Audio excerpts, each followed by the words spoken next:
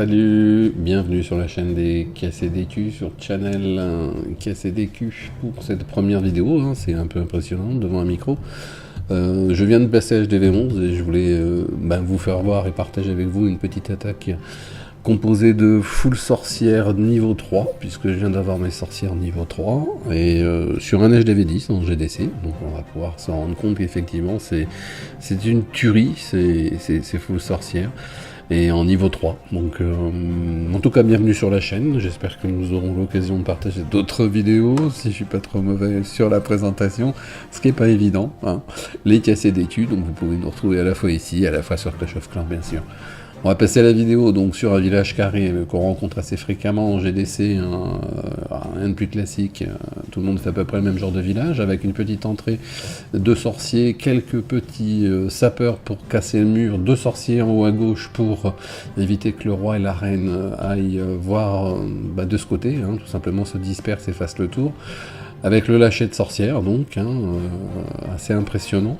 Et bien sûr, dans le château, un golem et un géant, pour tanker un maximum, pour éviter que les sorcières se fassent détruire dès l'entrée. On lâche ensuite, effectivement, le héros, le roi et la reine, suivi du grand gardien, et le déploiement est en cours. Alors, à ce stade du jeu, et à ce stade de la bataille, on s'aperçoit, effectivement, que le gros des troupes est lâché, et qu'on va pouvoir jouer simplement avec les sorts, donc sort de saut à la fois pour entrer dans le grand carré central, et un deuxième en précaution, soit pour sortir du carré central quand on voit que ça ne va pas passer, ou pour sortir tout simplement le HDV, et permettre aux différentes troupes de faire le petit saut. Donc là, à la limite, le sort de saut était un peu trop. Le pouvoir du grand gardien déclenché à ce moment-là, donc on est à 43%.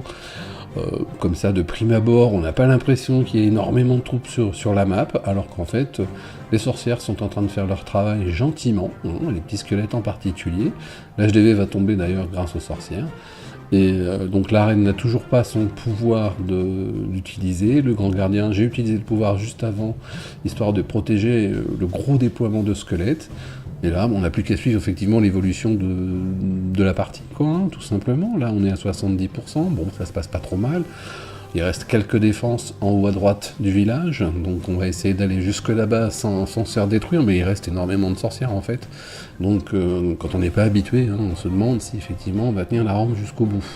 Donc là, la reine est toujours avec son pouvoir, n'a pas été utilisé, donc tranquillement. On fait le tour du village, puisque c'est un village tournant, mais dans ce cas-là, c'est plutôt intéressant, c'est fini de tourner.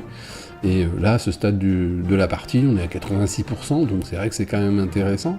À 86%, 89%, bon là, il n'y a plus trop de suspense, je me dis qu'effectivement, on va aller jusqu'au bout et faire ce 100%. Donc ça fait toujours plaisir, venant de passer HDV11, ayant eu mes sorcières il n'y a pas très longtemps, en GDC, 100% sur un HDV10, bien, pas maxé, mais presque. On peut dire que c'était plutôt sympa. Voilà, on apprend à se servir du gardien, etc., etc.